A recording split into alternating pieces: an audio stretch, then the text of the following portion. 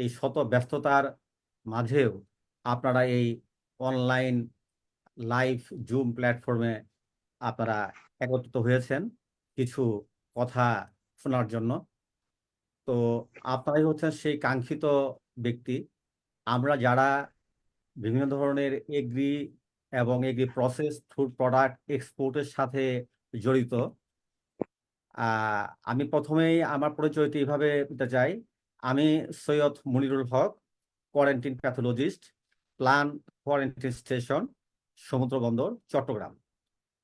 আপনারা হয়তো অনেকেই জানেন যে বাংলাদেশ থেকে বা বিশ্বের কোনো দেশ থেকে যদি কৃষি এবং কৃষিজাত পণ্য আমদানি রপ্তানি করতে হয়, তাহলে সেক্ষেত্রে বাংলাদেশ সরকারের সার্টিফাইং অথরিটি হচ্ছে প্ল্যান কোয়ারেন্টিন স্টেশন।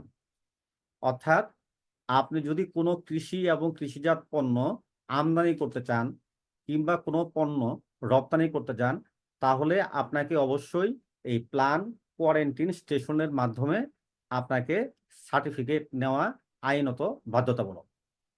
সুতরাং এটি এই ডিপার্টমেন্টের অত্যন্ত গুরুত্বপূর্ণ এবং বাংলাদেশে যতগুলি কাস্টমস স্টেশন আছে প্রত্যেকটি জায়গাতে কিন্তু প্ল্যান কোয়ারেন্টিন স্টেশন আছে। যেমন এই সমুদ্র বন্দর চট্টগ্রাম সবচেয়ে বড় সমুদ্র বন্দর। আপনারা জানেন যে এটা বাংলাদেশের 80 ভাগেরও অধিক আমদানি রপ্তানি এই সমুদ্র বন্দর চট্টগ্রাম দিয়ে হয়ে থাকে। হযরত শাহজালাল আন্তর্জাতিক বিমানবন্দর, সেখান দিয়েও কিন্তু সেখানেও প্ল্যান কোয়ারেন্টাইন স্টেশন আছে। এবং ঢাকায় আরেকটি শ্যামপুর প্যাকিং হাউস, যেখান থেকে পণ্যগুলো ইউরোপে যায়, সেখানে গ্রেডিং, সর্টিং, লেবেলিং করার জন্য শ্যামপুরস্থ একটি কোয়ারেন্টাইন স্টেশন আছে। বাংলাদেশের যতগুলি এয়ারপোর্ট আছে প্রত্যেকটি জায়গায় কিন্তু এই প্ল্যান কোয়ারেন্টাইন আছে। যতগুলি ল্যান্ডপোর্ট আছে প্রত্যেকটি জায়গায় কিন্তু প্ল্যান কোয়ারেন্টাইন আছে। এটি একটি আন্তর্জাতিক সংস্থা, কারণ সারা বিশ্বের সাথে যে ব্যবসা বাণিজ্য আমদানি রপ্তানি করতে গেলে একটি বিশ্বে আমাদের যেমন আইন কানুন রয়েছে তেমনি আন্তর্জাতিক আইন কানুন রয়েছে। সুতরাং ইন্টারন্যাশনাল ট্রেড আপনাকে করতে গেলে আমাদের দেশের আইন কানুন যেমন জানা জরুরি, এবং তার পাশাপাশি আন্তর্জাতিক আইন কানুনও আপনাকে জানতে হবে। সুতরাং এখনই সময়, আমরা যারা শিক্ষিত, আমরা যারা একটু পড়াশোনা করতে চাই, যাদের আগ্রহ আছে, আগামী দিনে তারাই কিন্তু এই বিশেষ করে এক্সপোর্ট মার্কেটে টিকে থাকবেন। কারণ দিন দিনই আইনের বিভিন্ন ধরনের আপডেট আসছে, আপগ্রেড আসছে, নতুন নতুন কন্ডিশন যুক্ত হচ্ছে, যেগুলোকে যদি আমরা কমপ্লাই না করতে পারি তাহলে কিন্তু আগামী দিনে আমাদের এক্সপোর্টটা বন্ধ হয়ে যাবে। এবং আমি বর্তমানে প্ল্যান কোয়ারেন্টিন স্টেশন সমুদ্র বন্দর চট্টগ্রাম আছি। এর আগেও আমি ল্যান্ডপোর্ট, যে বেনাপোল ল্যান্ডপোর্ট সবচেয়ে বড় ল্যান্ডপোর্ট বাংলাদেশে, সেখানেও আমি দীর্ঘ 5 বছর আমি কর্মজীবন অতিবাহিত করেছি। এবং ঢাকায় হযরত শাহজালাল এয়ারপোর্টেও অল্প কিছুদিন হলেও কাজ করার সুযোগ হয়েছে।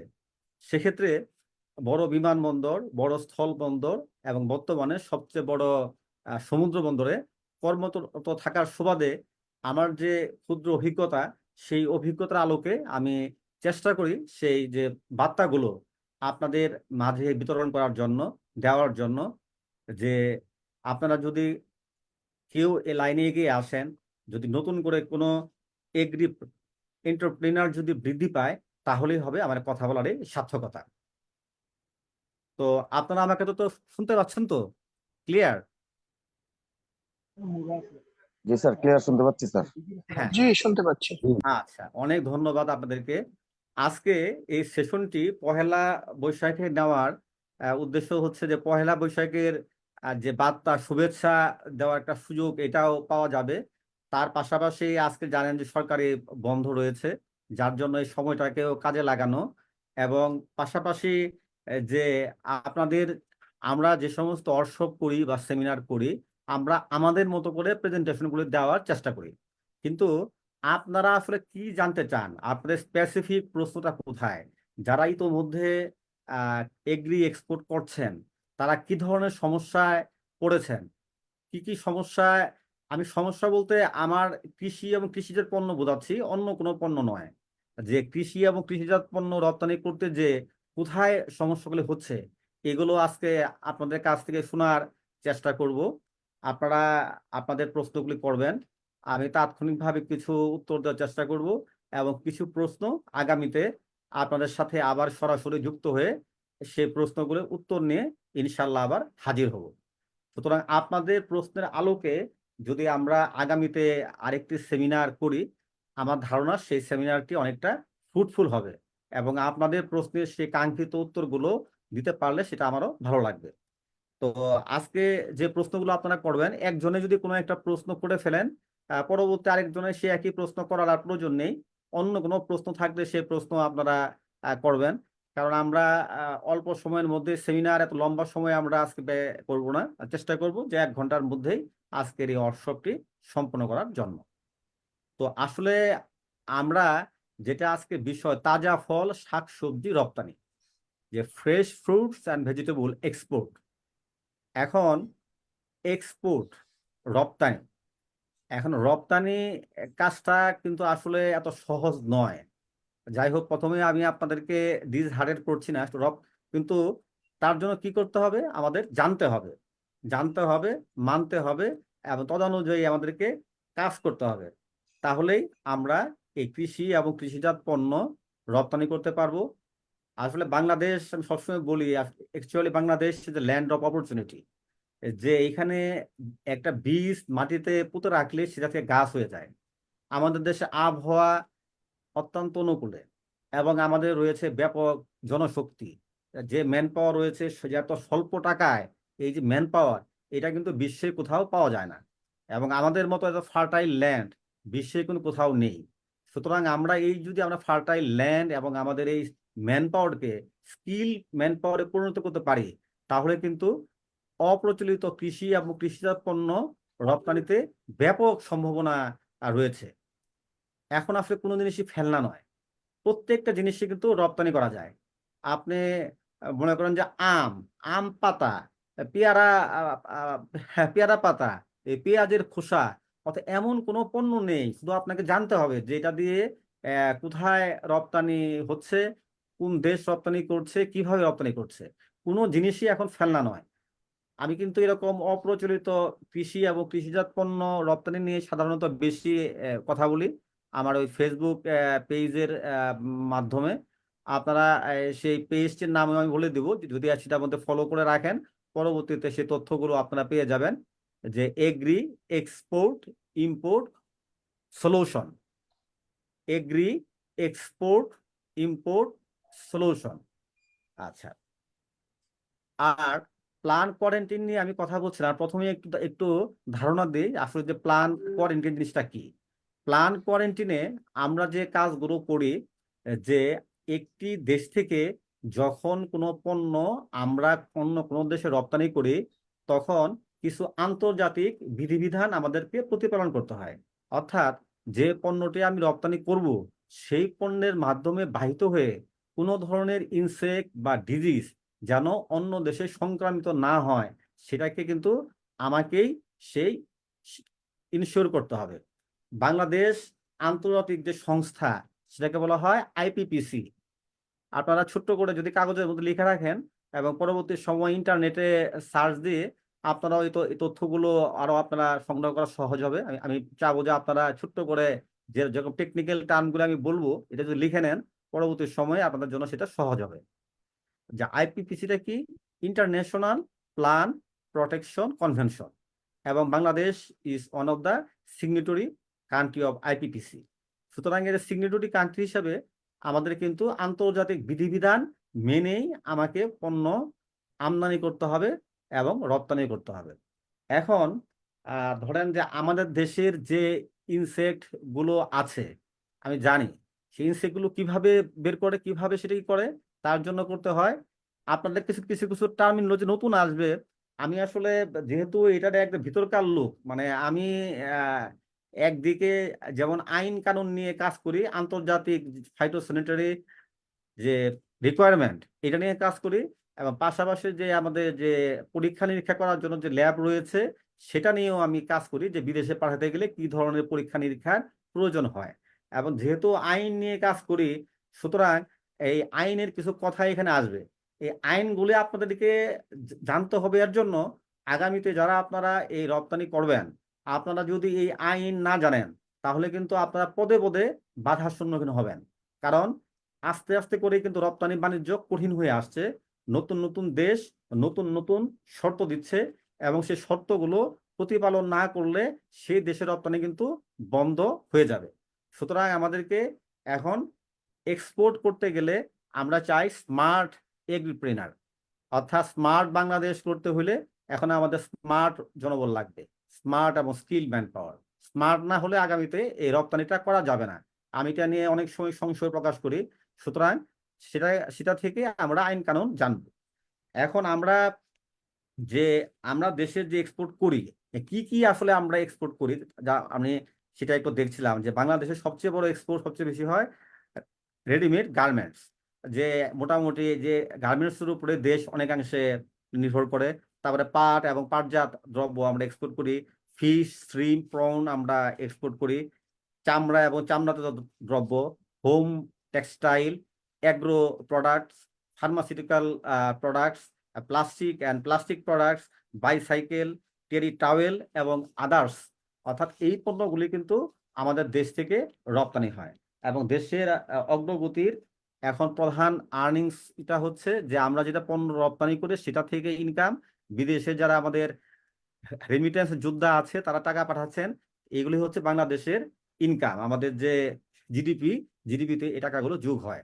সুতরাং আমরা যারা এই পেশার সাথে জড়িত, আমরা দেশের জন্য একটি কিন্তু অত্যন্ত গুরুত্বপূর্ণ কাজের সাথে জড়িত, যে আমরা বিদেশি পণ্য এক্সপোর্ট করার মাধ্যমে ফরেন কারেন্সি আনছি এবং যা দিয়ে আমাদের দেশ সমৃদ্ধ হচ্ছে। সুতরাং আমরা যারা এই ব্যবসা করছি, এখন প্রথমেই আমি বলবো যে আসলে আমরা কি রপ্তানি করতে চাই। যে ফ্রেশ ফ্রুটস এবং ভেজিটেবলস, অ্যান্ড ফ্রেশ ফ্রুটসের মধ্যে এবং ভেজিটেবলসের মধ্যে কি কি পণ্য আমরা রপ্তানি করতে যাই, প্রথমেই আপনাদেরকে সেই টার্গেটটি ঠিক করতে হবে। যে আমি আসলে আলু রপ্তানি করতে চাই, না আমরা ফ্রেশ যে আমাদের সবজি রপ্তানি করতে চাই, আমরা কাঁঠাল রপ্তানি করতে চাই, না আম রপ্তানি করতে চাই। এখন যে পণ্যের যে সোর্সিং, এটা প্রথমেই আপনার জন্য গুরুত্বপূর্ণের জন্য, যে সবার জন্য সোর্সিংটা কিন্তু একরকম হবে না। আপনার জন্য যেটা সহজ আরেকজনের জন্য সেটা অনেক কঠিন হবে। যে এলাকায় আম ভালো হয়, রাজশাহীতে, ওনার জন্য আম বিদেশে রপ্তানি করা অনেকটা ইজি হবে। আবার যিনি ময়মনসিংহ অঞ্চলে যিনি যে এলাকায় আনারস ভালো হয়, তার জন্য আনারস রপ্তানি করা ইজি। যে এলাকায় আলু ভালো হয় তার জন্য আলু রপ্তানি করাটা অনেকটা ইজি, কারণ তার জন্য সোর্সিং করাটা খুবই ইম্পর্টেন্ট। সুতরাং প্রথমে প্রোডাক্ট সোর্সিংটা আপনি ঠিক করবেন, যে আপনার পণ্যটা কোন পণ্যটা আপনি রপ্তানি করেন। যেমন আমি অ্যাজ পার এক্সাম্পল আলু নিয়েই কথা বলি, যেহেতু আলু আপনারা জানেন সমুদ্র বন্দর চট্টগ্রাম দিয়ে সবচেয়ে বেশি যে পণ্যটা রপ্তানি হয় সেটা হচ্ছে আলু। এখন এই আলুটা কোন দেশে যায়? এই আলুগুলো যাচ্ছে মালয়েশিয়া, সিঙ্গাপুর, শ্রীলঙ্কা, আরব আমিরাত, কাতার, দুবাই, বাহরাইন। এই দেশগুলি কিন্তু আলু যাচ্ছে। এক সময় রাশিয়াতেও কিন্তু আলু রপ্তানি হতো, অনেকে আপনারা জানেন। কিন্তু রাশিয়া কিন্তু 2015 সালের পর থেকে 2015 না, সম্ভবত 2013 সালের পর থেকে এই রপ্তানিটা বন্ধ হয়ে গেছে। কারণ আমরা তাদের যে কন্ডিশন, অর্থাৎ রাশিয়া আলু পাঠাতে গেলে যে সমস্ত কন্ডিশনগুলি ফুলফিল করতে হবে, যেটা it's must be free from round rod disease. হ্যাঁ, সুতরাং তারা এই সত্যগুলো আমরা প্রতিপালন করতে পারিনি, কারণে কিন্তু রাশিয়ায় এখনো আলু রপ্তানি বন্ধ আছে।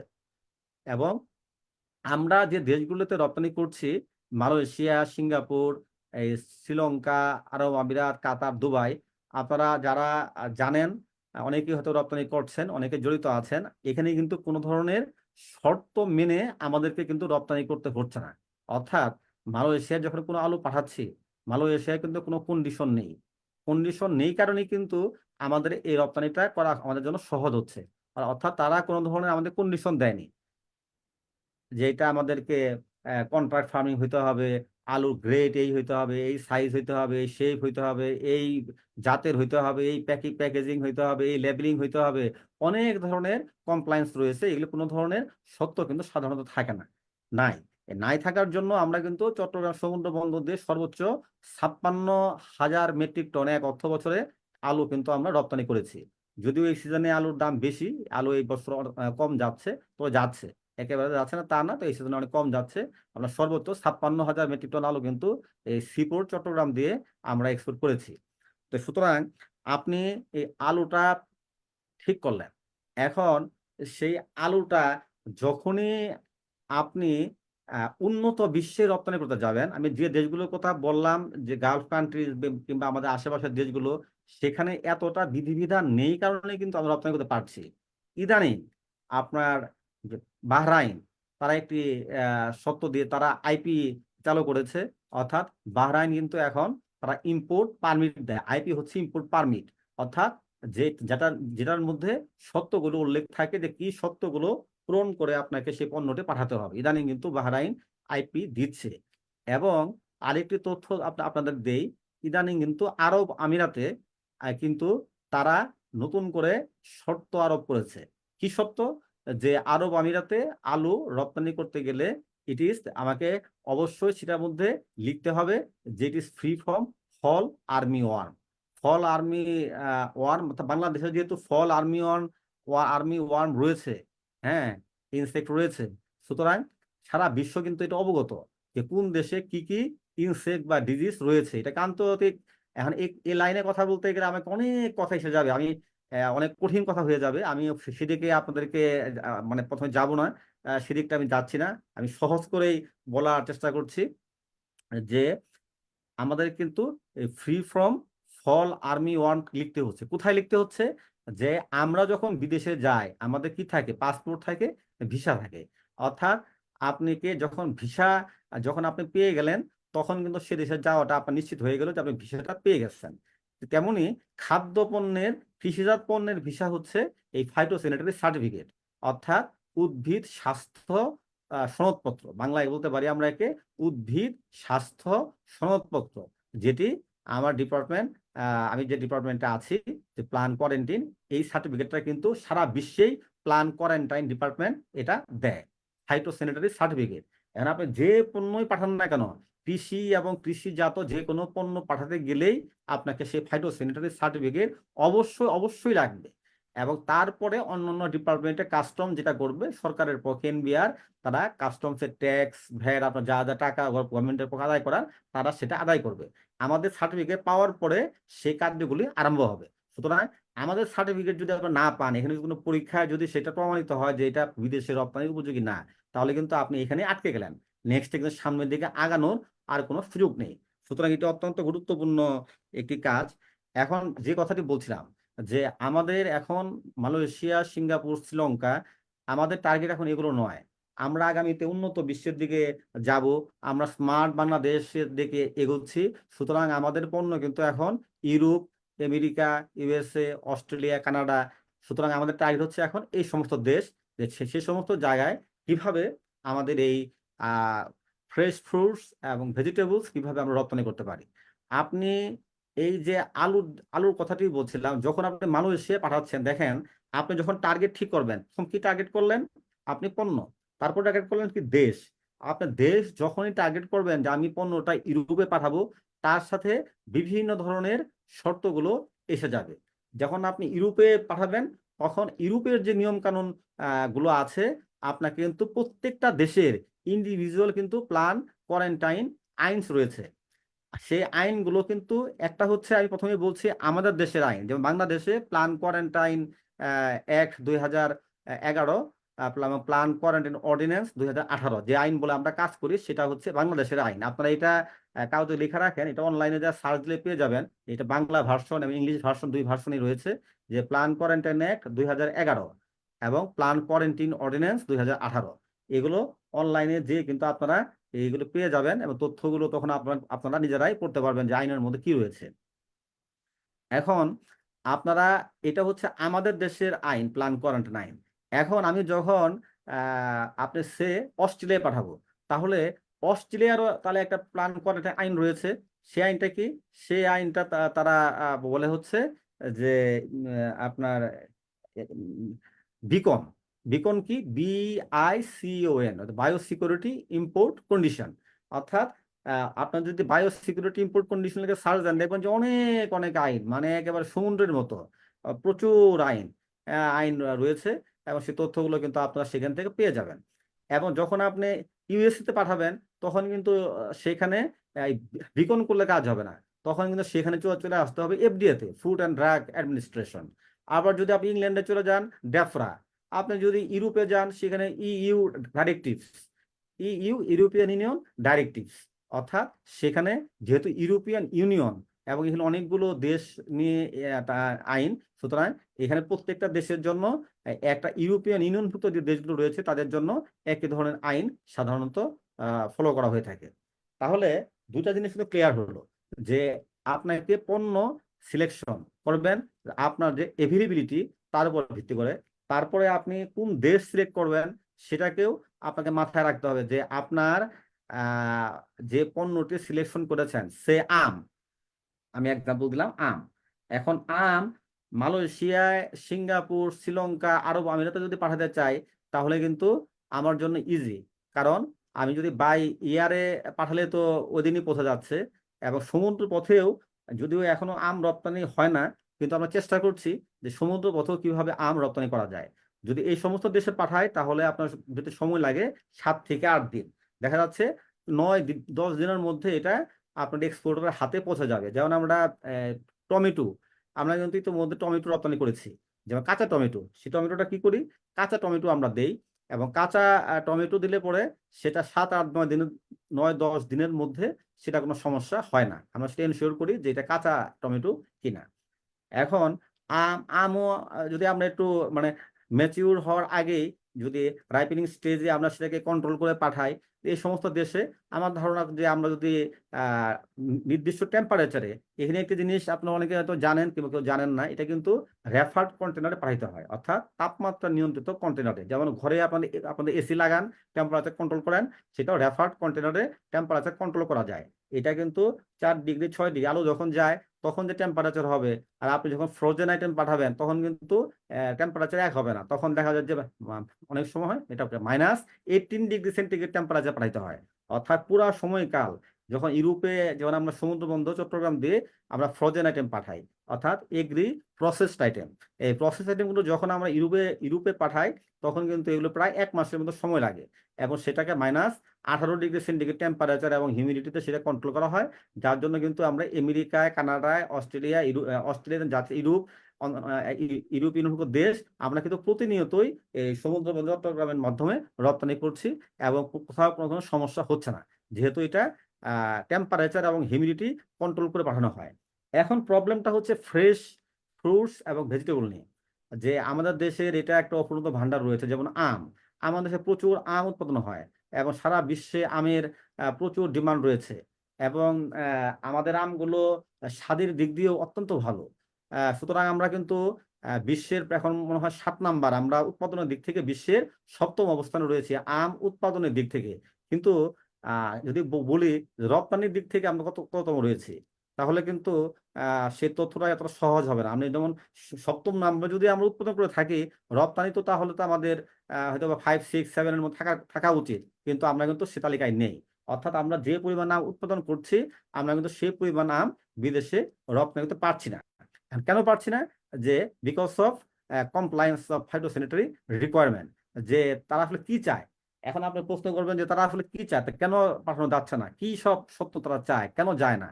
এখন ওই শ্যাম্পুর প্যাকিং হাউস থেকে কিন্তু একেবারে যায় না, সেটাও বলা যাবে না।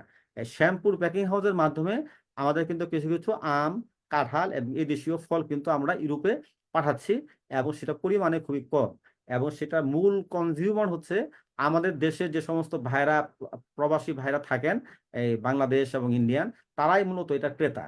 আমরা কিন্তু সেখানকার যে মূল মার্কেট, অর্থাৎ সেখানে যে সুপার শপ, সেই সুপার শপে কিন্তু আমরা এখন পর্যন্ত প্রবেশ করতে পারিনি।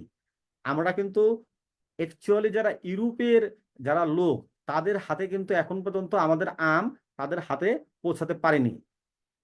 সুতরাং যেটা যাচ্ছে সেটা হচ্ছে আমাদের দেশের লোকজন যারা থাকে তারা খায়। আহ, এখন তাহলে কি করতে হবে?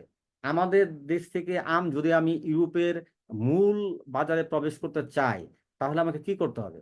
তাহলে আমাকে যেটা করতে হবে যে উৎপাদন থেকে শুরু করে রপ্তানি করা পর্যন্ত, যেটাকে বলে তো ফার্ম টু ফর্ক, যে উৎপাদন থেকে আপনি রপ্তানি করা পর্যন্ত পুরা প্রক্রিয়াটি আপনাকে আন্ডার ইউর সুপারভিশন এবং করতে হবে। সেটাকে বলা হয় ট্রেসিবিলিটি। ট্রেসিবিলিটি সহজে যদি বলি আমি, যে পুরা সময়কালে আপনি কোন সময়ে গাছের কি অপারেশন করেছেন, কোন সময়ে আপনি গাছেতে সার দিয়েছেন, কোন সময়ে আপনি ইরিগেশন করেছেন, কোন সময়ে আপনি ইনসেক্টিসাইড স্প্রে করেছেন, এবং আপনি ইন্টারকালচারাল অপারেশন কি করেছেন, ফিজিক্যাল অপারেশন কি করেছেন, বায়োলজিক্যাল কি অপারেশন করেছেন, এবং সেখানে যে পানি দিয়েছেন পানির মধ্যে কোনো ধরনের ভারী ধাতু ছিল কিনা, পেস্টিসাইড যে আপনি ইউজ করেছেন সেটা কোন গ্রুপের পেস্টিসাইড, এবং সেটা পরিমাণের চেয়ে অতিরিক্ত দিয়েছেন কিনা, এক্সেসিভ ইউজ অফ পেস্টিসাইড হয়েছে কিনা। অর্থাৎ এই পুরো আচ্ছা স্যার, স্যার স্যার একটা মিনিট, আমাদের এখানে যারা পার্টিসিপেন্ট আছেন আপনারা কি সাউন্ড শুনতেছেন? একটু ক্লিয়ার করেন প্লিজ। জি জি শুনতে এখানে পাচ্ছি। জি শুনতে পাচ্ছি জি, শুনতে জি, পাচ্ছি। শুনতে পাচ্ছি। যে ভাইয়া যে ভাইয়া একটা মিনিট, এখানে যে ভাইয়াটা হচ্ছে মেহেদি হাসান, আপনার হয়তো ভাইয়া কোথাও সমস্যা হচ্ছে, আপনি লিভ নিয়ে আবার জয়েন করেন। আমাদের সকল পার্টিসিপেন্ট সাউন্ড শুনতে পাচ্ছে। ধন্যবাদ স্যার, প্লিজ কন্টিনিউ করবেন। হ্যাঁ, তো আমি যে কথাটি বলছিলাম, যে তাহলে পুরো প্রক্রিয়াটি আমাদের, আমি আম এবং যে আলু, এগুলি উদাহরণ হিসাবে ব্যবহার করছি। যেমন আলু আমার সবার কাছে পরিচিত, এবং আম সবাই আমরা কম বেশি আম পছন্দ করি। সুতরাং এই দুটো দিয়ে আমি উদাহরণ দিচ্ছি আপনাদের বোঝার সুবিধা হওয়ার জন্য। প্রত্যেকটার ক্ষেত্রে কেস একই রকমই হবে আপনার। তাহলে আম উৎপাদন থেকে শুরু করে রপ্তানি পর্যন্ত পুরা প্রক্রিয়াটা আপনাকে একটা আন্ডার সুপারভিশন হইতে হবে। এবং সম্প্রতি বাংলাদেশ সরকার কিন্তু আপনার কিন্তু একটা আইন প্রণয়ন করেছে, যে গ্যাপ বাংলাদেশ। গ্যাপটা কি? Good agricultural practices. Good agricultural practices, এটা কিন্তু আইন অলরেডি হয়ে গেছে। এই আইনটি আমার কাছে আছে। এটা বোধহয় এখনো গ্যাজেট আকারে, এটা অনলাইনে এখনো এখনো যায়নি। কিন্তু আইন কিন্তু হয়ে গেছে। এবং এটা এক্সিকিউশন করবে কে? এটা করবে হচ্ছে agricultural department of agriculture extension, অর্থাৎ কৃষি সম্প্রসারণ অধিদপ্তর হচ্ছে এটার সার্টিফাইং অথরিটি। এখন কিভাবে হবে? এখন আপনি যে এলাকায় উৎপাদন করছেন, ধরি আলু, সেই এলাকার কৃষি অফিসারের তত্ত্বাবধানে সেটা উৎপাদন হবে। আপনাকে যাবতীয় তথ্য আপনার দিবেন। সমস্ত তথ্য আপনি দিয়ে আবেদন করলে সেটা সংশ্লিষ্ট এলাকার কৃষি অফিসারের কাছে তথ্যগুলো চলে যাবে, এবং তার সুপারভিশনে পুরো প্রক্রিয়াটি হবে। আমি একটু শর্টকাটে বলে যাই, কারণ আমি যেভাবে আরম্ভ করছি এভাবে তো ট্রেনে গেলে অনেক লম্বা সময় বলতে হবে। আমি খুব মানে এরপরে আমি চাচ্ছি যে আপনাদের কাছে প্রশ্ন শোনার জন্য, কারণ আমি চাই যে আজকে আপনারাই বেশি বলবেন, আমি কম বলবো। আপনাদের কাছে প্রশ্নগুলো নিয়ে আমি কিছুটা বলার চেষ্টা করব, এবং বাকিগুলো আগামীতে যে আমাদের সেশন হবে সেই সেশনের মাধ্যমে উত্তর দেওয়ার জন্য আমি চেষ্টা করব। তো তাহলে এখন কিন্তু দেখেন কিভাবে আস্তে আস্তে করে আমাদের সেই কন্ডিশনগুলো আসছে। আমরা কিন্তু এই যে আলু, আমরা কিন্তু এখন আর খালি উৎপাদন করলেই হবে না। আমরা মনে করতে পারি যে যে বাজার থেকে আমরা আলু কিনে নিয়ে আসলাম, বাজার থেকে তরমুজ কিনে নিয়ে আসলাম, আম কিনে নিয়ে আসলাম, আর সেটাকে কন্টেনারে ভরে কিংবা এয়ারে নিয়ে যেয়ে আমরা রপ্তানি করে দিলাম। নো, এখন কিন্তু সেটা করার আর সুযোগ নেই, এবং আগামীতে তো আরো থাকবে না। এটা দিন দিন স্ট্রিক্ট হয়ে যাবে। সুতরাং যে আইন করেছে এখন সেটা গ্যাপ সার্টিফাইং প্রোডাক্ট হইতে হবে। কি করবে? সে আলুর ভিতরে সেই কৃষি অফিসার সেটার মধ্যে সার্টিফাই করে দিবে যে এটা under supervision, this product is মানে produce by my supervision and found no insect and disease, so it is exportable. এই ধরনের তার কিন্তু একটা মন্তব্য করে দেবেন যে তার সুপারভিশন হয়েছে, কোনো ইনসেক্ট এবং ডিজিজ নেই, এবং রপ্তানি উপযোগী। তার এই কমেন্টগুলো দিয়ে কিন্তু উনি কিন্তু অনলাইনে আমাদের কাছে দিয়ে দিবেন সেই চিঠি। সুতরাং সেটা সার্টিফিকেট পাওয়ার পরে কিন্তু আমরা আবার আমাদের মতো করে স্যাম্পল আমরা সংগ্রহ করব। আমরা আমাদের যে সমস্ত পরীক্ষা নিরীক্ষা আছে পরীক্ষা নিরীক্ষা করে তারপরে কিন্তু আপনাকে এই পিসি, অর্থাৎ আপনার যে ভিসা, সেই ভিসা কিন্তু আপনার নামে আমরা স্যাংশন করব, অর্থাৎ পিসি আপনাদের সার্টিফিকেট ইস্যু করব।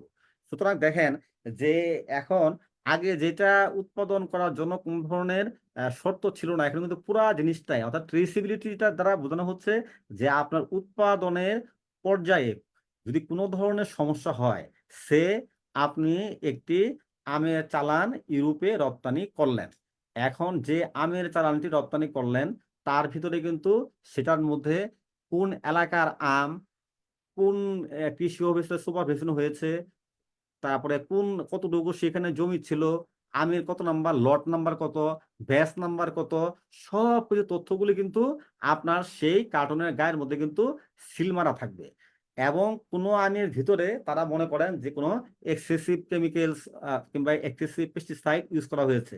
আপনারা জানেন যে আমাদের আসলে জুডিশিয়াস ইউজ অফ পেস্টিসাইড কথা বলা আছে, পেস্টিসাইড দেওয়া যাবে না সেটা না, এটা পেস্টিসাইড হচ্ছে কীটনাশক হচ্ছে সর্বশেষ উপায় আপনার ইনসেক্ট একে কন্ট্রোল করার জন্য। কিন্তু আমরা কি করি, প্রথমে জমিতে প্রথমেই ফসলে মানে যে কীটনাশক দিলে ক্ষতি হবে এটা আমরা অনেকে জানিই না। আমরা কৃষক, আমরা যাচ্ছি, আমরা কীটনাশক কিনছি, আমরা অনবরত স্প্রে করছি। ইভেন আমরা হারভেস্ট করব, হারভেস্টের আগের দিনও কিংবা 3-4 দিন আগেও আমি স্প্রে করছি। তাহলে এই excessive use of pesticides use করার ফলে কি হচ্ছে, সেখানে যে কীটনাশকটা আমি দিচ্ছি সেটা কিন্তু কীটনাশক অবশিষ্টাংশ কিন্তু সে ফলের ভিতর থেকে যাচ্ছে। এখন আম পাড়ার 2 দিন আগে আমি সেখানে একটা স্প্রে করলাম, স্প্রে করে দিয়ে সেই আম আমি পাঠিয়ে দিলাম। তাহলে কি হলো, আমের ভিতরে ইনসেক্টিসাইড মানেই বিষ, কীটনাশক মানেই বিষ।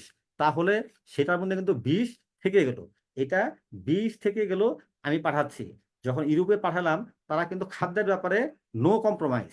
বিশ্বের একমাত্র বাংলাদেশে যেখানে পাওয়া যায় যে আমরা তো ভেজাল, মানে ভেজাল ছাড়া জিনিস পাওয়া খুবই দুরূহ, কিন্তু বিশ্বের উন্নত দেশ তারা কিন্তু খাদ্যের ব্যাপারে নো কম্প্রোমাইজ, খাদ্যের কোনো ভেজাল হবে এটা চিন্তাই করতে পারে না।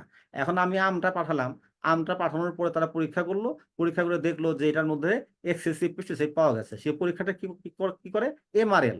এমআরএলটা কি, ম্যাক্সিমাম রেসিডিউ লিমিট। অর্থাৎ এটা কে কন্ট্রোল করে, এটা করে হচ্ছে আপনার কোডেক্স এলিমেন্টারিয়াস কমিশন। আবার এই লাইনে যদি চলে যায় অনেক কথা বলতে হবে যে আইনটা কোত্থেকে আসলো, কে করলো, কিভাবে হইলো। অর্থাৎ এতটুকু জানেন যে প্রত্যেকটা পণ্য, আলু হোক, সবজি হোক, কিংবা ফল হোক, একটা কিন্তু নির্দিষ্ট মাত্রা আছে।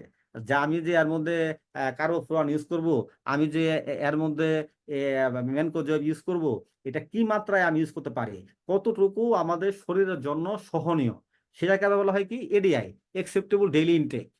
মানে প্রত্যেকটা জিনিসের টার্ম এবং টার্মিনোলজি আছে। একটা আমাদের শরীর কতটুকু ইনসেক্টিসাইড ইনটেক করলে আমাদের শরীর ঠিক থাকবে সেটাও কিন্তু একটা মাত্রা আছে, সেটাকে বলা হয় এডিআই, একসেপ্টেবল ডেইলি ইনটেক। তাহলে আমি যে এই আমটা রপ্তানি করলাম, তাহলে কি করতে হলো, যে আমের ভিতরে পূর্ণ প্রক্রিয়াটা আমাকে কিন্তু সুপারভিশনে করতে হচ্ছে।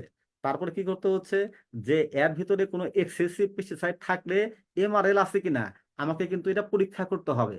এই দেখেন পরীক্ষার ব্যাপারে এসে গেলো, তাহলে কি লাগবে আমাদেরকে, ল্যাব লাগবে।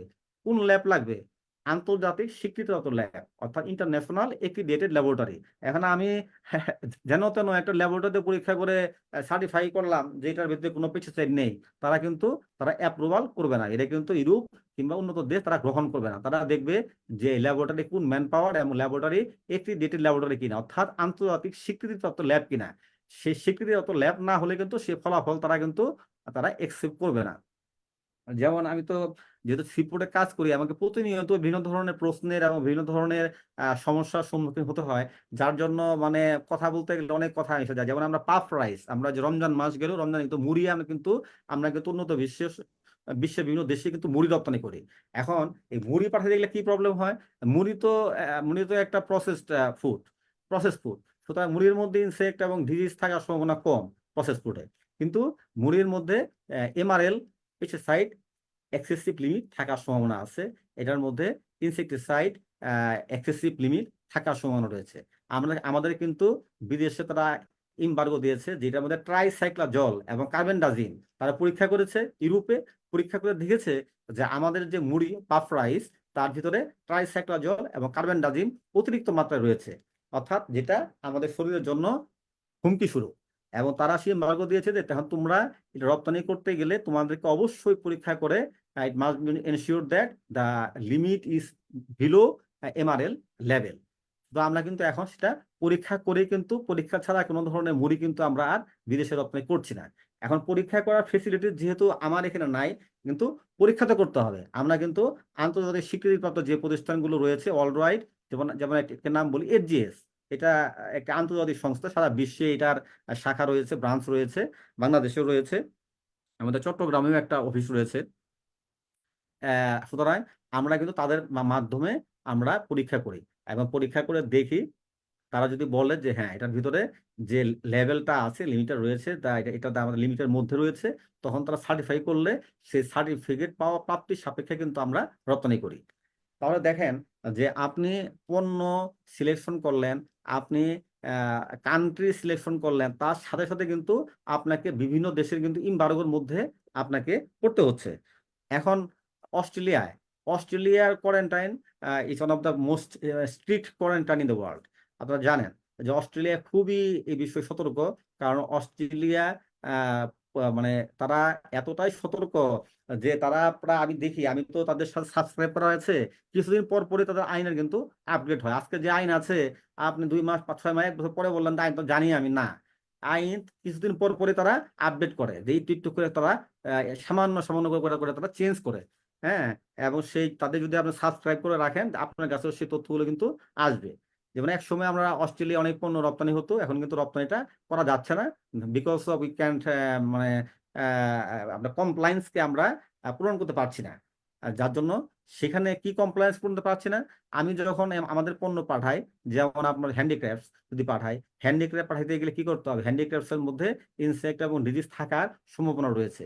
কারণ আমি প্রত্যেকটা জিনিস ইন্ডিভিজুয়ালি হাতে নিয়ে নিয়ে আমার দেখার কিন্তু সুযোগ না, যেহেতু এটা একটা কন্টেনারের মধ্যে প্রায় 25 টন 26 টন পণ্য যায়, তখন আমাকে ফিউমিগেশন করতে হয়, ফিউমিগেশন, যেটাকে বাংলায় বলা হয় বিষ বাষ্পীকরণ।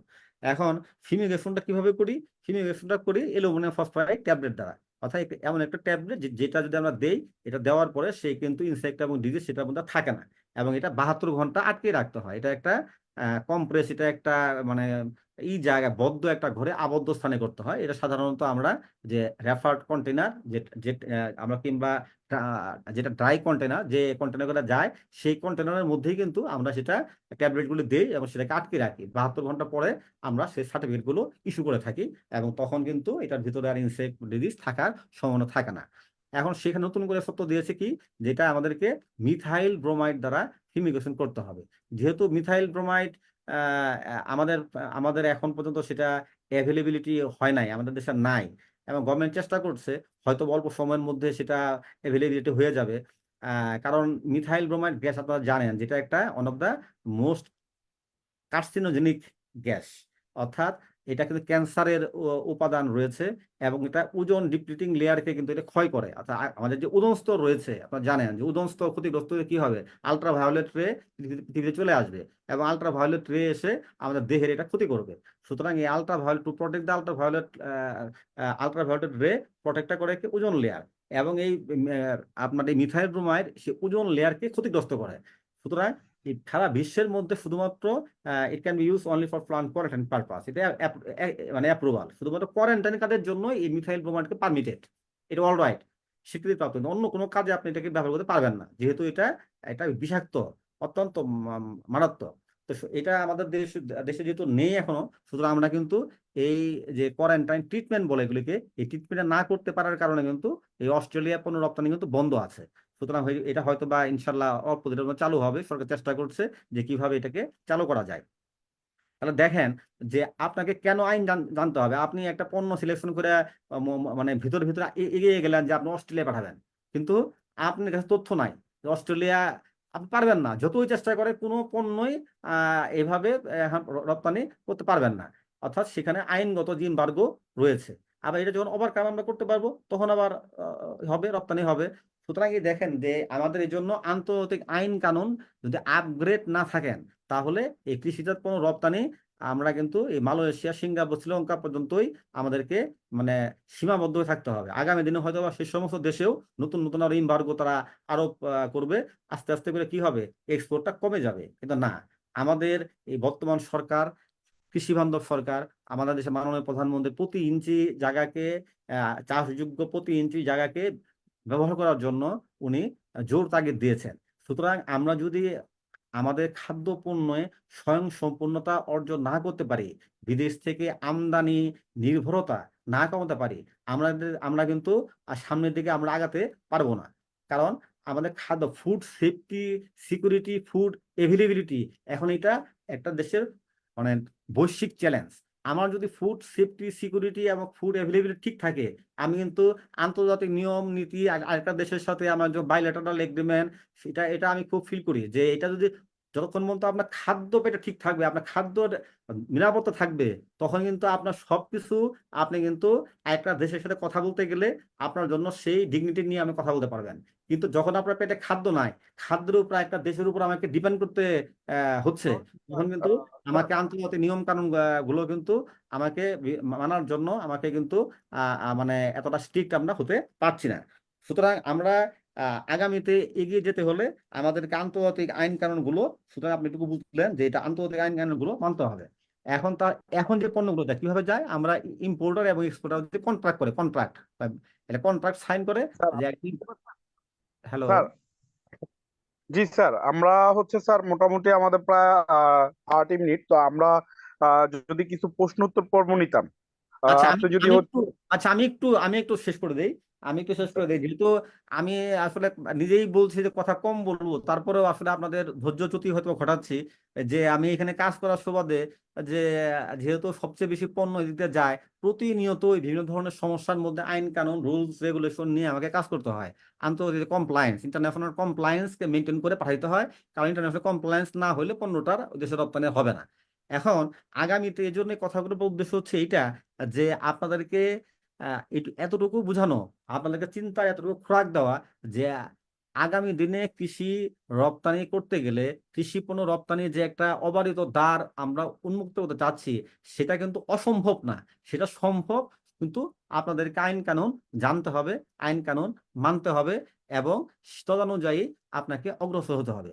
এই জন্য আপনারা এই বিষয়ে যারা এক্সপার্ট, যেমন এই যে এখন তো সোশ্যাল মিডিয়ার যুগ, কিন্তু প্ল্যাটফর্মে আপনারা কথা বলার আমি সুযোগ পেয়েছি, এবং কিছু কথা বলছি, আপনারাও মানে ধৈর্য ধরে কথা শুনছেন, এই যে একটা অভিজ্ঞতা হচ্ছে, আপনি কিন্তু এই অভিজ্ঞতার আলোকে ইন্টারনেটে যে আপনি সার্চ করতে পারবেন, এই লাইনে যারা এক্সপার্ট তাদের সাথে কথা বলতে পারবেন। যেমন চট্টগ্রাম সিফুড দিয়ে কোনো পণ্য যাওয়ার আগেই তারা আমার কাছে আসে যে স্যার এই পণ্যটি রপ্তানি করতে চাই, তখন আমি বুঝি যে আসলে রপ্তানি করা যাবে কিনা। যেমন রিসেন্ট অনেক পণ্যই আমরা চট্টগ্রাম সিফুড দিয়ে বিদেশে পাঠিয়েছি। যাই হোক, সেগুলো যদি বলতে যাই অনেক কথা আসবে। আহ, আগামীতে আরো আরো নতুন নতুন পণ্য নিয়ে আমরা কাজ করতে চাই। যেহেতু আমাদের একটা সমুদ্র পথ হচ্ছে অনেকটা কস্ট ম্যানেজমেন্টের দিক থেকে অনেকটা ইজি, টাকা কম পড়ে, এয়ারে অনেক খরচ পড়ে, এবং সেখানে মানে ব্যবসায়িক যে মুনাফা, ব্যবসা তো আপনি করবেন কিসের জন্য, মুনাফা অর্জনের জন্য। কিন্তু এয়ারে যদি সেই মুনাফাটা না হয়, তাহলে তো আপনি ব্যবসা করে লাভ নেই। আমাদেরকে অবারিত সুযোগ সৃষ্টি করে দিতে হবে, গভর্নমেন্ট আমাদেরকে সেই সুযোগ সৃষ্টি করে দিবে, কিন্তু সুযোগ করে দিবে, এবং আমরা শুধুমাত্র সরকারের উপরে আমরা ডিপেন্ড করবো না, আমরা পাবলিক প্রাইভেট পার্টনারশিপের মাধ্যমে, কিংবা আমরা থার্ড পার্টির মাধ্যমে আমরা আগামীতে এগিয়ে যাব, যে আমাদের সুযোগগুলো অবারিত করে দিব। এবং আপনারা এই যারা এই লাইনে আগ্রহী, যারা কাজ করবেন, তারা এই যে এই ধরনের প্রশিক্ষণ, কিংবা এই ধরনের ওয়ার্কশপ, এই ধরনের সেমিনার, আমার ধারণা যে আপনাদেরকে কিছুটা হলো চিন্তার খোরাক, মানে চিন্তার খোরাক দিতে পেরেছি, যে কিভাবে আসলে আন্তর্জাতিক ডিলিং গুলি কিভাবে করতে হয়। তো আমি আসলে আমি আর কথা বাড়াতে চাচ্ছি না। এখন আপনাদের কাছ থেকে কিছু শুনতে চাই, যে আপনারা যারা প্রশ্ন করবেন, কাইন্ডলি আপনার নাম এবং পরিচয় দিয়ে প্রশ্ন স্যার আমি চেষ্টা করবো দেওয়ার স্যার, জন্য। জি, আমার নাম ইমাম উদ্দিন, চট্টগ্রাম থেকে বলছি। মনির স্যারের কাছে একটা মিনিট, আমরা হচ্ছে স্যার আমাদের সাথে যুক্ত আছেন। আমরা যেমন হচ্ছে একটা সবজি পণ্য যদি রপ্তানি করতে চাই, রপ্তানি করার জন্য হচ্ছে পণ্য সিলেকশন, প্যাকেজিং এবং বিভিন্ন আইন কানুন আমাদের জানতে হয়। তেমনই হচ্ছে সবজি রপ্তানি করার জন্য হচ্ছে সবজি সোর্সিং আমাদের প্রয়োজন। তো আমরা হচ্ছে এই সোর্সিং এর ব্যাপারে আমরা হচ্ছে জাস্ট 10 মিনিটের মতো আমরা আমাদের একজন রিসোর্স পার্সন আছে, আমরা হচ্ছে ওনার কাছ থেকে কিছু জানবো। তারপর হচ্ছে আমরা মনি স্যারের কাছ থেকে আমরা আজকে আমরা এই যে স্যার যে লম্বা সময় আমাদেরকে দিলেন, এর উপরে আমরা আজকে প্রশ্ন উত্তর পর্বগুলো শেষ করব। স্যার যদি পারমিশন দিতেন স্যার। হ্যাঁ, আপনারা যে প্রশ্নটা একজনে করবেন তা আরেকজন করার প্রয়োজন নেই।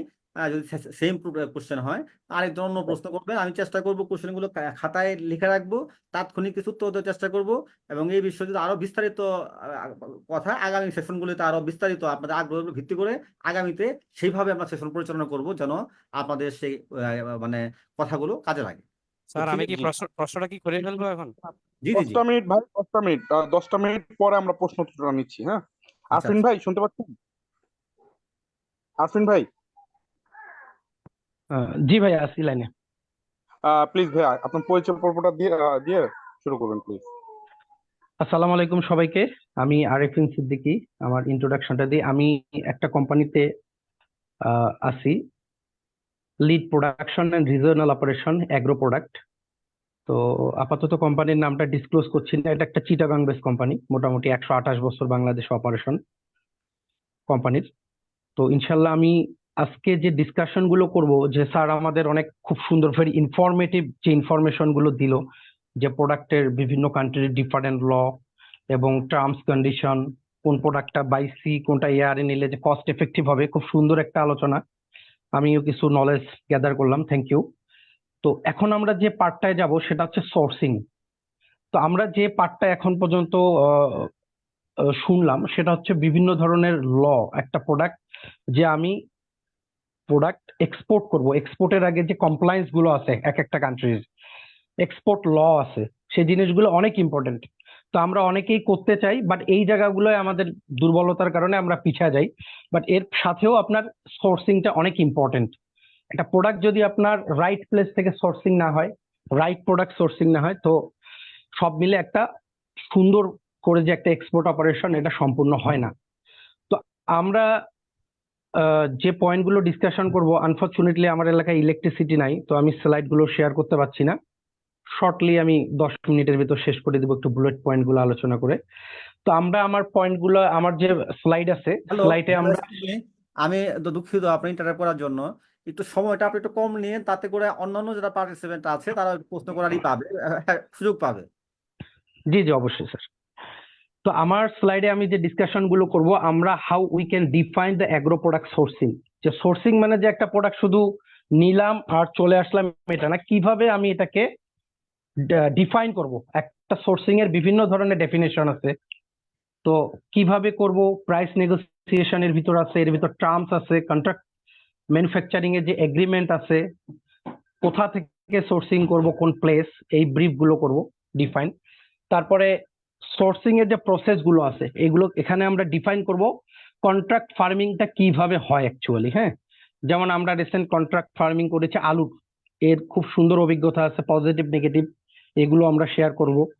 এরপর হচ্ছে এই আলুটা যদি কন্ট্রাক্ট ফার্মিং না করে আমরা যদি B2B সোর্সিং করি বা ডিস্ট্রিবিউটর বা এজেন্টের মাধ্যমে সোর্সিং করি, এগুলোর অ্যাডভান্টেজ ডিসঅ্যাডভান্টেজ কি আছে, এগুলো আমরা আলোচনা করব এই পার্টে।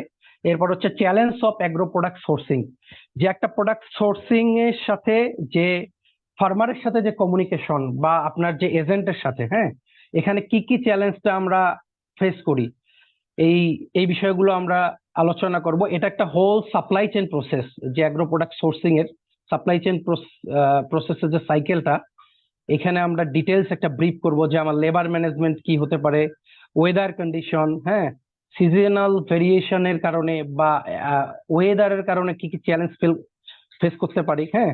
তারপর হচ্ছে কমপ্লাইং রেগুলেটরি অ্যান্ড সার্টিফিকেশন রিকোয়ারমেন্ট, এই বিষয়গুলো আমরা সোর্সিং এ অ্যাড করে দিব। এরপর হচ্ছে অ্যাগ্রো প্রোডাক্ট সোর্সিং এর কিছু এসওপি আছে, যেমন স্ট্যান্ডার্ড অপারেটিং প্রসিডিউর, যা আমরা এখানে ডিফাইন করব, যে product specification, identify potential supplier, সাপ্লায়ারের ডিটেলস, কন্ডাক্ট সাপ্লায়ার ইভ্যালুয়েশন, একটা সাপ্লায়ার কিভাবে সিলেক্ট করব, আমরা নেগোসিয়েশনের যে পলিসিগুলো আছে এগুলো কিভাবে শিখবো, এই জিনিসগুলো। এরপর হচ্ছে সোর্সিং এর আরো ইম্পর্টেন্ট পার্ট হচ্ছে সাইন এ কন্ট্রাক্ট, কিভাবে একটা কন্ট্রাক্ট সাইন করব, সেখানে কোন কোন পার্সনকে রাখা উচিত, স্পেশালি অ্যাগ্রো বেস প্রোডাক্ট এবং এফএমসিজি প্রোডাক্ট যেগুলো আমরা এক্সপোর্ট করতে চাই। তারপর হচ্ছে monitor and manage supplier performance, কিভাবে আমি কেপিআইটা তাদের মেজার করব, মেইনটেইন রেকর্ড করব, যে ভবিষ্যতে আমার এই সাপ্লায়ার দ্বারা আমি পজিটিভ ভাবে সোর্সিং করতে পারবো কিনা। এরপর হচ্ছে যে প্রোডাক্টগুলো নিয়ে আমরা কাজ করব, যেগুলো এক্সপোর্টের আইটেম, বিভিন্ন ধরনের ভেজিটেবল বাংলাদেশ থেকে এক্সপোর্ট হতে পারে বা হয়। যেমন সোর্সিং এর আমরা পার্ট যাব, মরিচ কোথা থেকে বেটার সোর্সিং করলে আমরা বেটার প্রাইসে পেতে পারি। এরপর হচ্ছে আপনার আলুর সোর্সিংটা, আলুর অনেক রকমের ডিজিজ আছে, তো আলুটা একবারে রোপণ করা থেকে শুরু করে একবারে তোলা পর্যন্ত আলুটা কিভাবে একটা এক্সপোর্টের প্রসিডিউর আছে। হ্যাঁ, তো এখানে যে আমাদের অ্যাগ্রোর যে এসওপিটা আছে এক্সপোর্ট পর্যন্ত, সেটা আমরা ডিটেলস ব্রিফ করব, 2-3টা জাতের আলু নিয়ে আলোচনা করব। তারপর বায়ারের বেশ কিছু রিকোয়ারমেন্ট আছে আলুর ব্যাগের, বিভিন্ন ব্যাগের সাইজ আছে, কোথায় থেকে এগুলো সোর্সিং করতে হয় এবং কিভাবে রিজনেবল প্রাইসে কালেকশন করতে হয় এই ব্যাগগুলো ফ্যাক্টরি থেকে, এই ডিটেলস গুলো। এছাড়াও কিছু ভেজিটেবল নিয়ে আমরা আলোচনা করব, যেগুলো মনে করেন কিভাবে কোয়ালিটি ইনশিওর করতে হয়, কিভাবে প্যাকেজিং করতে হয়, বাই এয়ার অথবা বাই সিতে একবারে পৌঁছানো পর্যন্ত কি রকম আমাদের রেসপন্সিবিলিটি থাকা দরকার, এই বিষয়গুলো আলোচনা করব। এর পাশাপাশি আমাদের এখানে থাকবে প্যাকেজিং প্রসিডিউরটা, এরপর হচ্ছে কিছু ডকুমেন্টেশন প্রসেস থাকবে।